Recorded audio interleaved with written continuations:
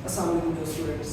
तो ninth chemistry का आज नेक्स्ट टॉपिक हम लोग डिस्कस करेंगे इलेक्ट्रोपॉजिटिव कैरेक्टर ऑफ मेटल्स।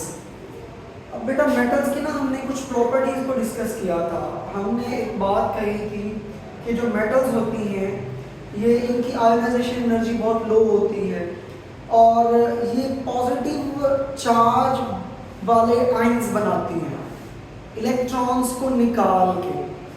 अब उसी कैरेक्टर को हमने डिस्कस करना है। इस कैरेक्टर को कहते हैं इलेक्ट्रोपॉजिटिव कैरेक्टर। क्या मतलब है इस बात का? फॉर एग्जांपल हमारे पास कोई भी एक मेटल है, यहाँ पे स्ट्रक्चर बना लेते हैं किसी भी मेटल का। ये दो शेल्स मैंने बना लिए हैं।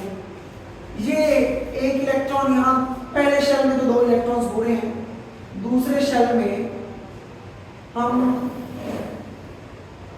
7 इलेक्ट्रॉन्स को रख लेते हैं।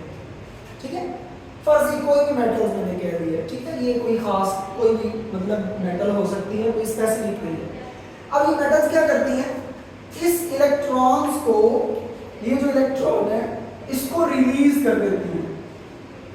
तमाम मेटल्स अपने वैलेंस इलेक्ट्रॉन को बहुत जल्दी रिलीज कर देती हैं। थोड़ी सी एनर्जी देकर वो इलेक्ट्रॉन को रिलीज कर देती हैं। अब इलेक्ट्रॉन को रिलीज करने की वजह से इन पे पॉजिटिव चार्ज आ जाता है। क्या चार्ज आ जाता है? Positive charge. और इसके बाद ऐसा एटम जो इलेक्ट्रॉन को रिलीज कर दे वो कैटायन बन जाता है। क्या बन जाता है? तो मेटल्स आसान वर्ड्स में कैटायन फॉर्मेशन बहुत ज्यादा करती है, पॉजिटिव चार्ज बहुत ज्यादा लेके आती है। क्यों? इलेक्ट्रॉन्स को बाहर निकाल के, इलेक्ट्रॉन को रिलीज करके। तो यही जो कैरेक्टर है इसको हम कहते हैं इलेक्ट्रोपॉजिटिव कैरेक्टर। इसकी डेफिनेशन को देखते हैं। Metals have tendency to lose electrons. Metals जो है बहुत ज्यादा इलेक्ट्रॉन्स को लूज कर देते हैं to form positive ions. This property of metal is known as electropositivity या इलेक्ट्रोपॉजिटिव कैरेक्टर। ठीक है बेटा, अब ये तो इलेक्ट्रोपॉजिटिविटी या इलेक्ट्रोपॉजिटिव कैरेक्टर हो गया। यहाँ से ना हमारी जो बुक है वहीं से एक शॉर्ट क्वेश्चन इंपॉर्टेंट बन सकता है। ये इंतहाई इंपॉर्टेंट शॉर्ट क्वेश्चन है। अल्कली मेटल्स जो हैं, अच्छा उससे पहले एक बात सुन, इलेक्ट्रोपॉजिटिविटी जो है ना ये मेटल्स की रिएक्टिविटी पे भी थोड़ा सा हमें बताती है कि कौन सी मेटल कितनी ज्यादा रिएक्टिव है। अब देखें, जो एटम जितना ज्यादा इलेक्ट्रॉन को रिलीज करेगी वो उतनी ज्यादा क्या होगी? इलेक्ट्रोपॉजिटिव होगी।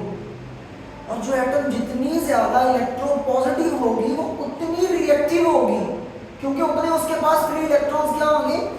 ज्यादा होंगे। तो यही हमने शॉर्ट क्वेश्चन डिस्कस करना है कि जो अल्कली मेटल्स होती हैं ये मोर रिएक्टिव होती हैं अल्कलाइन अर्थ मेटल से। ऐसा क्यों होता है?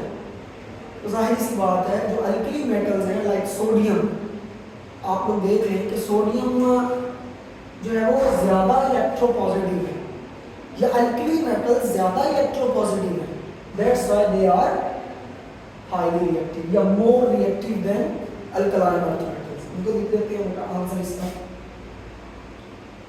Alkali metals are more electropositive than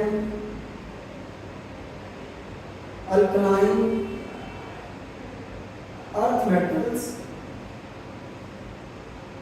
That's why they are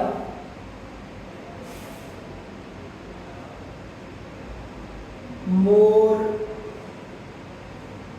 reactive.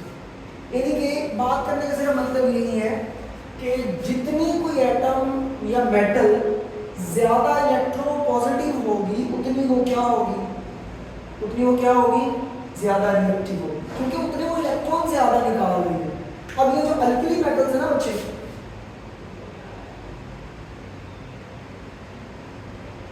और अल्कलाइन अर्थ मेटल्स, ये हम लोग अल्कली मेटल्स ग्रुप 1 के एलिमेंट होते हैं। मेटल्स ग्रुप 2 के एलिमेंट्स होते हैं। तो दोबारा इसको देख लेते हैं कि अल्कली मेटल्स जो है वो ज़्यादा इलेक्ट्रोपॉजिटिव होती है। तो यही इसका मेन रीज़न है कि ये ज़्यादा रिएक्टिव होती हैं किससे, अल्कलाइन मेटल्स। तो इलेक्ट्रोपॉजिटिविटी एक शॉर्ट क्वेश्चन के लिए अलग आ सकता है, और अल्कली मेटल्स वाला ये एक शॉर्ट क्वेश्चन अलग आ सकता है। इसको अच्छे तरीके से करना है आपने। इंशाल्लाह नेक्स्ट जो है वो डिस्कस करेंगे नेक्स्ट लेक्चर में। अल्लाह हाफ़िज़।